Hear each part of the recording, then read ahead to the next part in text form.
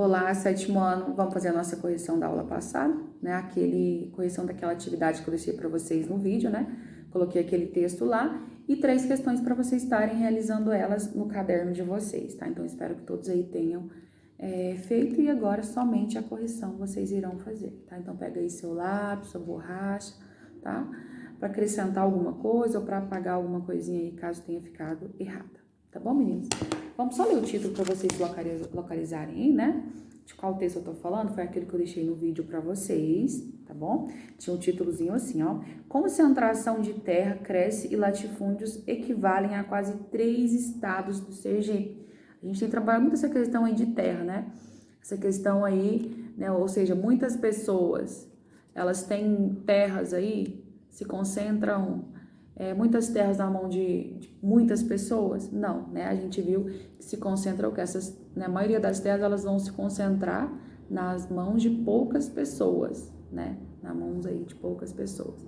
Bom, então vamos lá, meninas. Perguntinha número 1 foi a seguinte: o que caracteriza uma propriedade improdutiva? O que é aí? O que vai caracterizar uma propriedade ser uma propriedade improdutiva, sétimo ano, né? Aquelas que não vão atingir ali, né, os índices mínimos de produtividade agrícola para a região. Então, essa aí, né, caracteriza uma propriedade improdutiva, tá bom? Aquela que não vai atingir os índices mínimos ali de produtividade agrícola para a região. Ok? Fizeram a correçãozinha aí? Tranquilo. Então, vamos lá para perguntinha 2. A número 2, quando a gente fazer o quê? Transcreva um breve trecho de reportagem com informações que comprovem a concentração fundiária, né? Então, essa ela é meio pessoal. Mas vamos ler o primeiro e o segundo parágrafo, que lá já vai dar um norte para vocês, tá bom? Em relação a isso aí. Lembrando que nessa questão aí vocês têm que colocar o quê, meninos?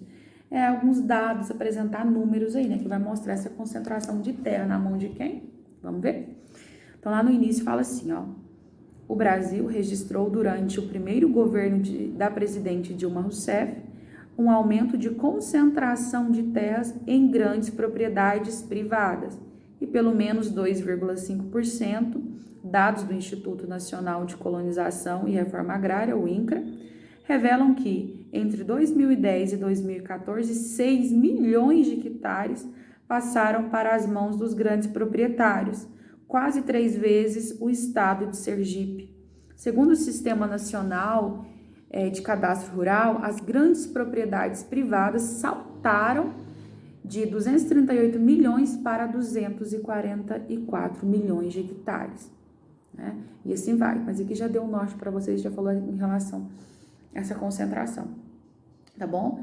Vocês podem pegar qualquer, né, relacionado a esse assunto que fala no texto, que coloca em relação a esses dados, onde vai apresentar dados aí, tá bom? Vocês podem colocar aqui, eu já citou um monte para vocês, mas vocês podem voltar lá na aula passada, tá bom? Fazer mais uma leitura desse texto e pegar outros dados, tá? Que vai estar certo também, tá bom? Sétimo ano. Vamos para a nossa última perguntinha aí, né? O número 3. Fala assim: é correta a afirmação? As questões de reforma agrária e concentração fundiária são problemas sociais específicos do campo e não afetam as áreas urbanas? Justifique sua resposta. Então, essa concentração fundiária são problemas específicos do campo que não vai afetar a cidade, né, meninos? As áreas urbanas aí, o que vocês acham? Com certeza não, né? Sétimo ano, não, né? Essas questões, elas vão afetar o que? A produção de alimentos, né? E a geração de renda que fazem o quê? Que fazem com que a economia funcione, né? Então, aí, né? Não e não mesmo, né? Essas questões, elas vão afetar a produção de alimentos e a geração de renda que fazem aí com que a economia funcione. Alinhei na tarefa, meninos? Ok? Certinho? Acertou? Coloca, né? Faz bem bonito, né? Destaca aí que você acertou, tá bom? No mais, até a nossa próxima aula, sétimo ano. Olá, alunos, muito bom dia a todos. Que tenhamos aí uma semana abençoada, uma semana de muito aprendizado, muito conhecimento aí, tá bom? Então, ótimos estudos aí para vocês no decorrer dessa semana. Bom, alunos, vamos iniciar hoje, né? Um conteúdo novo da nossa apostila. Vai começar lá na página 21 e a gente vai falar sobre urbanização, industrialização e infraestrutura, né? Então, já traz uma imagem para vocês, né, da vista aérea de Recife, no ano de 2014. Embaixo vai falar assim pra gente: a urbanização está relacionada a transformações no espaço. Na imagem, nessa imagem que vocês conseguem ver aí na apostila de vocês de Recife, podemos observar aí um centro urbano com construções antigas, ao lado de outras mais modernas. Esses contrastes no espaço urbano de muitas cidades grandes e antigas do Brasil são reflexos do processo de urbanização ao longo aí de muitas décadas. Trata-se de transformações que resultam de atividades humanas e do apropriamento da tecnologia. Então a gente consegue observar, né, aí essa comparação, casas aí, né, mais modernas, né, e outras aí mais antigas, né, que a gente observa aí, que são construções bem antigas.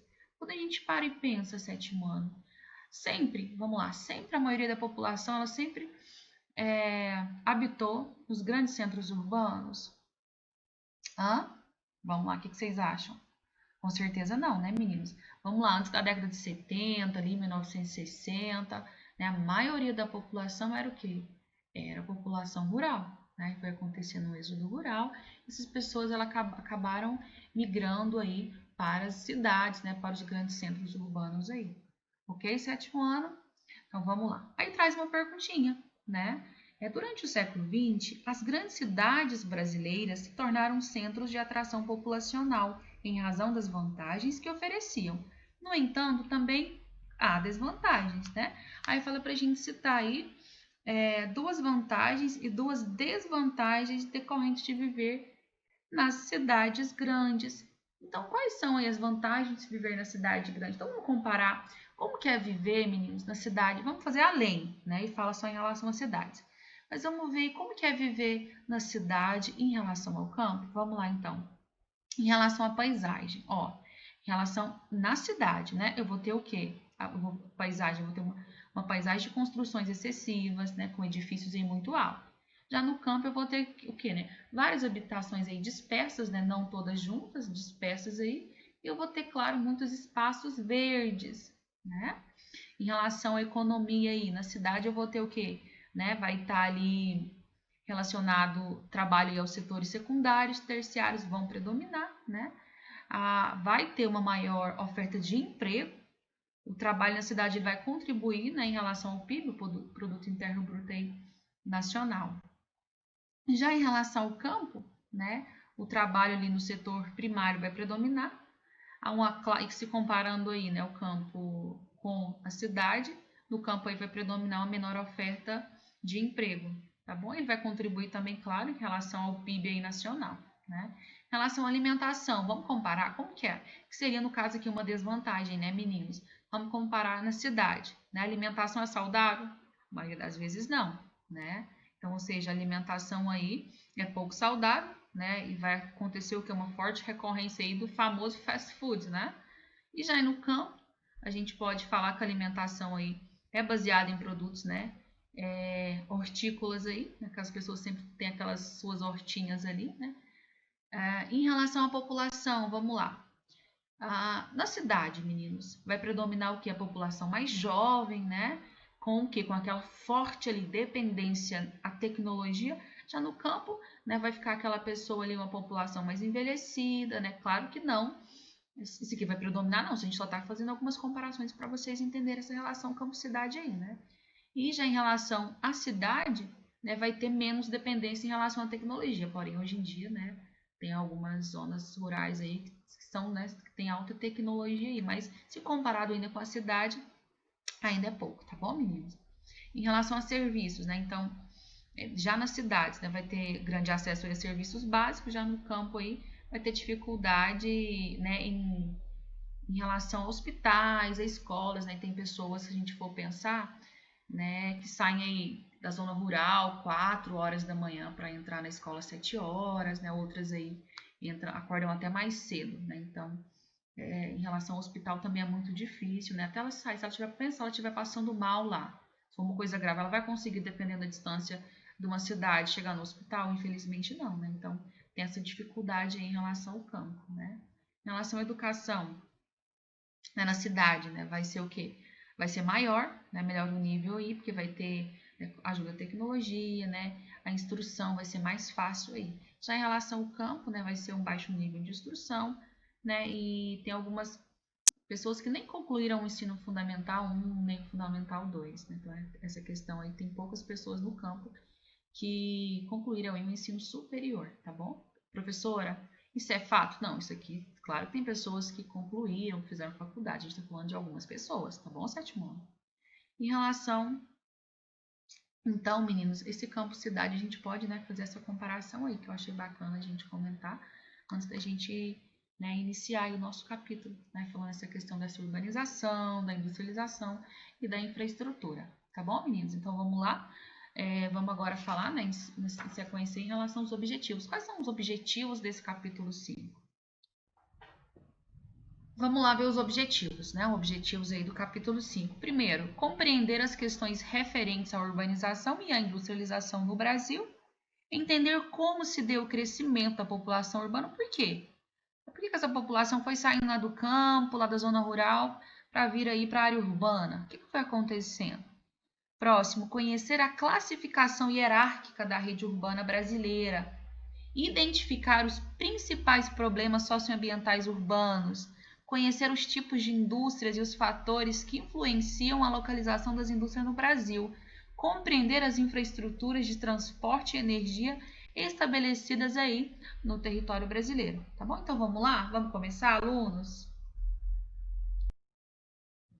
Então, a gente pode observar, né, que segundo alguns dados da ONU, Organização das Nações Unidas, a população urbana aí, ela vem aumentando, essa população mundial, não só nacional, mas ela mundial, ela vem aumentando aí, né, que lá, cerca de 40 anos atrás, a população era cerca de apenas 39%, isso há cerca de 40 anos atrás, né, ou seja, aí, 39% dessas pessoas viviam em áreas urbanas. Já no ano 2000, esse percentual aí de 39% ele passou para 50%. Né? E as estimativas aí são que em 2025, né, de 50% passa para 63%, né? As pessoas aí elas vão estar vivendo onde? Em cidades, né? E isso vai demonstrar o quê? Né? Essa crescente urbanização aí mundial. Tá bom? Sétimo ano. A gente pode ver também o quê? Que o processo de urbanização, ele ocorre quando o quê? Quando há, né, uma concentração ali populacional em espaços urbanos. Né? E, consequentemente, o quê? Uma redução da população em espaços rurais. Tal concentração é resultado de diferentes fatores, né? Ao longo aí da história, a gente pode destacar aqui a questão, né, a industrialização, um dos principais. A industrialização ela pode ser vista como uma mudança social e econômica que ocorre aí quando a indústria, né, ela aumenta a participação das atividades produtivas dos espaços ocupados por ela. Né? Em relação a isso, a gente pode citar, né, lá no século XVIII, né, lá na Inglaterra, a Revolução Industrial. Né? O que foi essa Revolução Industrial? Tenho certeza que vocês já sabem, né? Mas foi o que, sétimo ano? Foi um conjunto de mudanças que aconteceu, né, na Europa, nos séculos XV, nos séculos XVIII, perdão, séculos XVIII e século XIX. Né? A principal particularidade da Revolução era o quê? Né? A substituição daquele trabalho artesanal pelo trabalho assalariado e com o uso de quê? Com o uso de máquinas, né? Então, até o final do século XVIII, a maioria da população europeia vivia no campo, né? E produzia o que consumia ali, né? De maneira artesanal, o produtor ele dominava todo o processo ali produtivo. Apesar da produção ali ser predominantemente artesanal, países ali como a França, a Inglaterra, eles possuíam o quê? Manufaturas, né? Que eram grandes oficinas onde diversos artesãos eles realizavam, né, tarefas manualmente, claro que ali, né, subordinados ao proprietário da manufatura. A Inglaterra ela foi percursora, né, em relação à Revolução Industrial, devido aos diversos fatores. Né? Entre eles a gente pode falar porque ela possuía uma burguesia rica, é o fato do país possuir a mais importante zona de livre comércio da Europa, o êxodo rural e a localização privilegiada junto ao mar, né, o que facilitava ali a exploração dos mercados ultramarinos. Como muitos empresários ali, né, ambicionavam lucrar mais e mais, o operário ali era explorado, sendo forçado a trabalhar, para vocês terem noção, cerca ali de até 15 horas por dia. Né, em troca de quem? Em troca de um salário bom? Não, em troca de um salário, muitas das vezes, um salário baixo, né? E, né, além disso, ali as mulheres, crianças eles também eram obrigados a trabalhar para sustentar ali as famílias, tá bom, ministro? Então, isso aí foi uma pequena prévia ali dessa questão para vocês relembrarem, né, essa revolução industrial ali, tá bom? Então, diante disso, a gente pode falar que, meninos, o Brasil, né, a maior parte da população brasileira, por volta de quê? De 85% vive na zona urbana, né? Mas ainda há municípios que ocorrem ao contrário, que ocorre o oposto, tá bom? Há alguns municípios, meninos, quer dizer que todo o território vai acontecer isso? Não, algumas regiões, tá bom? Alguns municípios vai acontecer que a maioria da sua população mora no campo e não na cidade, como a gente pode observar nessa imagem aí, né, de Acauã, localizada aí no Piauí, essa foto aí no ano de 2010, vai apresentar a população rural bem maior do que a urbana, como a gente pode observar aí, né? Olha só, de 6.749 habitantes, sétimo ano, vive no campo o quê? 87% vive no campo e apenas aí 13% vive na cidade, né? Já no município de Chaves, localizado aí no Pará, eu tenho 21.138 mil habitantes. Desse total aqui, 88% vive no campo e 12% aí na cidade. Né? Outro município aí de Bocaiúva do Sul, localizado no Paraná, com 11.005 habitantes. Eu vou ter o quê? 53% das pessoas vivendo no campo e apenas 47% na cidade, né? Então a gente observa que não é só a população aí, que todas as populações são maiores na cidade, não. A gente tem alguns municípios que a população dele, do campo, é maior do que na cidade. Tranquilo até aqui? Sétimo ano. Ao observarmos, então, o quadro, né, aquela leitura que a gente fez em relação a essa população aí no campo e na cidade, a gente observou que, né, essa população na cidade ela é menor, né, em relação aí ao campo, mas é importante a gente destacar alguma coisa também, meninos. Lá naquele quadro, né, fala município, não fala cidade, então tem uma diferença aí, né? O que é município e o que é cidade? Vamos lá, se eu pergunto para vocês, qual é o maior município que a gente tem no território brasileiro? Tá, vocês sabem? Sétimo ano, hein? Espero que sim, tá bom? Então, o maior município sétimo ano que a gente tem no território brasileiro chama-se Altamira. Alguém já ouviu falar em Altamira? É localizado ali na região norte, no estado do Pará, né? Se localiza então ali Altamira, tá bom? Então, ele é um município, né? O que vai ser esse município, professor? Município nada mais é do que uma área territorial, né, total ali, administrado por uma prefeitura e um conjunto de vereadores. Né, a divisão de um estado em várias partes, ou seja, em vários municípios. Eles possuem a sua divisa legalmente delimitada, eles delimitam, contando inclusive com várias cidades em seu território. Já cidade, o que é cidade? Nada mais do que a parte ali mais urbanizada do município, tá? Se for um agrupamento residencial muito pequeno, isolado, a gente não pode falar que é uma cidade, mas sim, no caso, uma vila, tá? Povoado ou qualquer outro nome ali equivalente. Portanto, quando a gente fala em cidade, né, a gente está se referindo ao quê? A uma área que apresenta uma grande ali ou uma média concentração de pessoas, além de ter ruas, bairros, escolas aí, entre outros. Ok? Sétimo ano. Então, quando eu falo em maior município brasileiro, a gente tem Altamira. Quando eu falo em maior cidade, a gente tem ali, localizado na região sudeste, São Paulo, tá bom?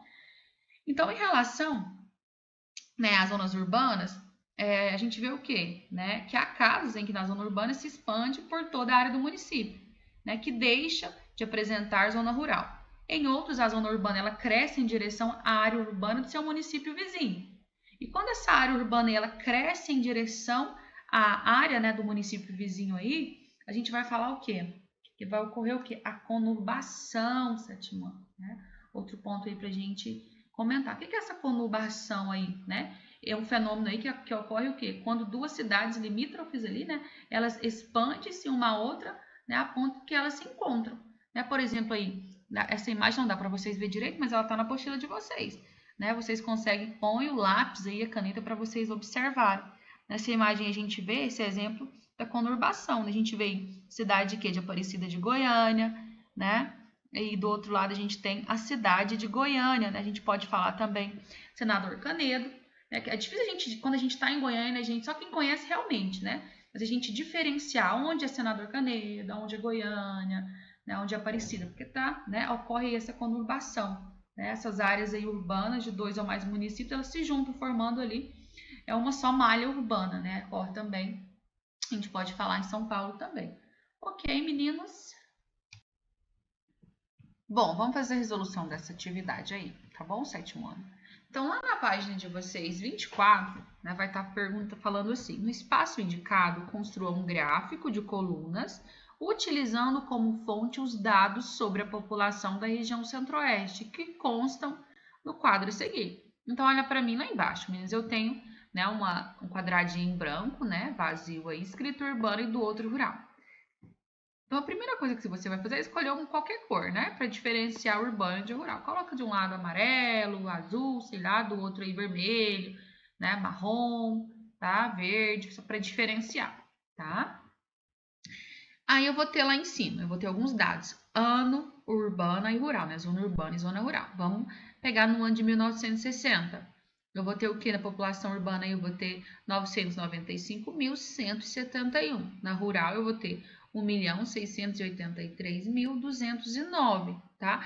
Aí você vai dar uma olhada no seu gráfico embaixo, tá vendo? Tem todos aqueles anos que tem lá, 1960, 1970, 1980, 1991, 2000, 2010, tem embaixo desse gráfico aí, tá? Aí eu tenho de um lado U e R. Esse U indica o quê? Urbano, né? Área urbana aí, e o R rural.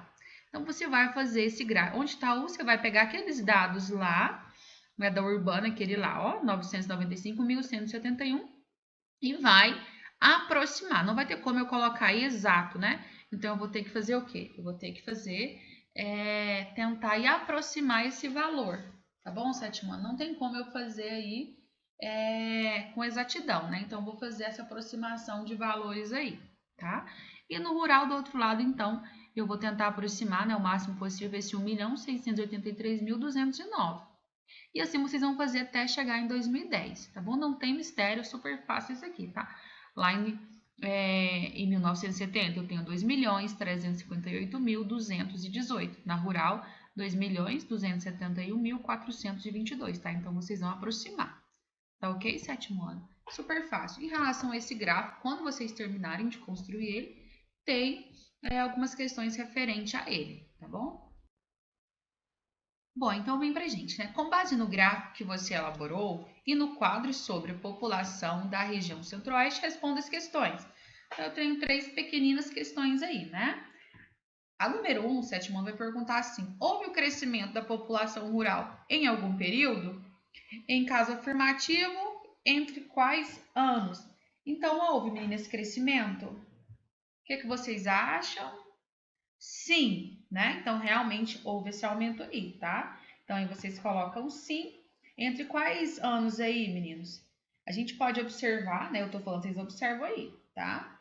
Entre 1960 e 1970, houve esse crescimento da população, e entre 2000 e 2010, tá bom? Então, essa seria a resposta do número 1. Tá ok, 7º ano? Então, houve sim entre 1960 e 1970 e entre 2000 e 2010, ok? A pergunta número 2 fala assim: houve redução da população urbana em algum período? Em caso afirmativo, entre quais anos? Houve, menina, redução? O que vocês acham? Houve sim ou não? Não, né? Então, não houve redução. A população urbana, ela sempre apresentou o quê? A população urbana, ela sempre apresentou crescimento, tá? E a perguntinha 3, né? Cria um título adequado para o gráfico e registre-o, né? Qual vai ser o título? Isso é pessoal, né? Qual vai ser o título que vocês vão colocar aí nesse número 3 aí? Depois vocês colocam em cima do gráfico, tá bom? Faz uma, né? Pega a régua, faz uma linha e escreve bonitinho aí o título desse gráfico de vocês. Aqui na terça-feira eu vou perguntar quais foram esses títulos que vocês colocaram, tá bom? Agora, meninos, essa é para vocês fazerem sozinhos, tá bom? Referente à nossa aulinha de hoje, tá bom? Então, vocês vão na onde? Lá na página 14 do LA de vocês, tá? Vão fazer somente o número 1 e o número 2. O número 1, meninos, vocês vão observar um mapa, né? O mapa lá do município de Boa Vista, Roraima. E o destaque em amarelo, né? Ele está destacado lá em amarelo, que vai indicar a área, o que? A área urbana.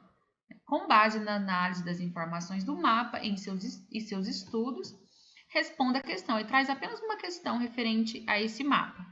Tá? Qual que é a diferença entre cidade e município, meninos? A gente já comentou na nossa aulinha, né? Essa diferença aí.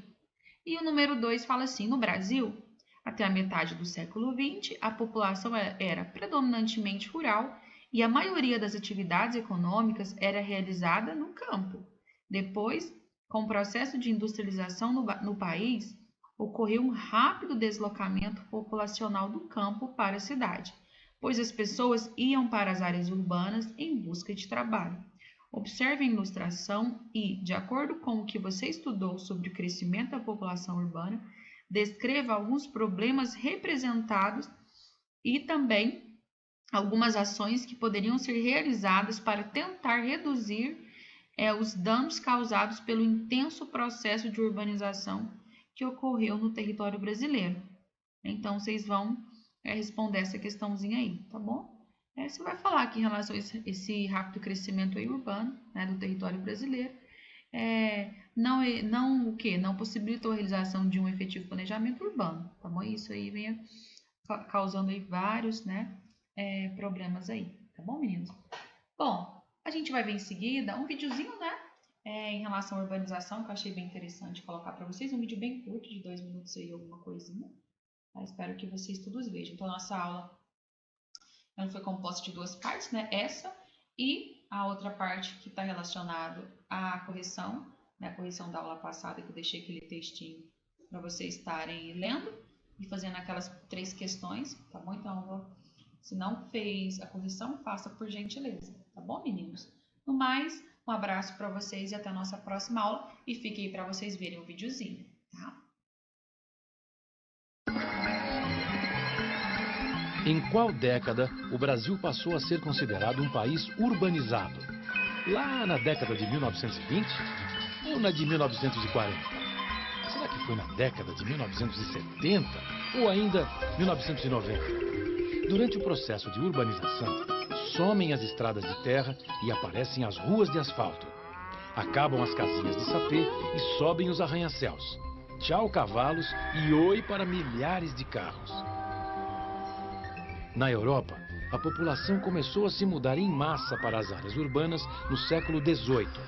Com a Revolução Industrial, os meios de produção mudaram e enquanto os empregos no campo diminuíam, na cidade eles aumentavam. Em 1930, muitos países na Europa já eram urbanizados. Mas e no Brasil, hein?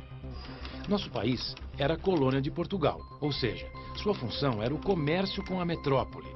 A população se aglomerava no litoral, pertinho dos portos. E a concentração de pessoas mudava conforme a economia, como no ciclo da cana-de-açúcar, no ciclo do ouro ou no ciclo do café. Mas foi só durante o governo Vargas que o processo de urbanização se intensificou de fato. E com o aumento das indústrias, todo mundo teve que ir procurar emprego nas cidades. E então, já descobriu em qual década o Brasil passou a ser um país urbanizado? Eu acho que o Brasil passou a ser considerado urbanizado na década de 70, na década de 30. 1940? Acho que foi na década de 90, viu? 70. Ele ser urbanizado precisa de infraestrutura, Transporte público, saneamento básico, acesso a hospitais, ruas asfaltadas, indústria. tudo para atender a população. O Brasil passou a ser considerado urbanizado na década de 1970. Nesta época, mais da metade da população morava em cidades com mais de 100 mil habitantes. A urbanização aconteceu de forma acelerada e sem planejamento, trazendo sérios problemas que até hoje se refletem na nossa sociedade, como o inchaço das grandes cidades, a ocupação de territórios inapropriados, a formação de favelas e o aumento da violência. A urbanização é algo relativamente recente, mas as cidades surgiram há cerca de 5.000 anos. Até hoje, os historiadores discutem se a primeira cidade a atingir 1 milhão de habitantes foi Roma, pois alguns acreditam que pode ter sido Alexandria ou ainda Bagdá.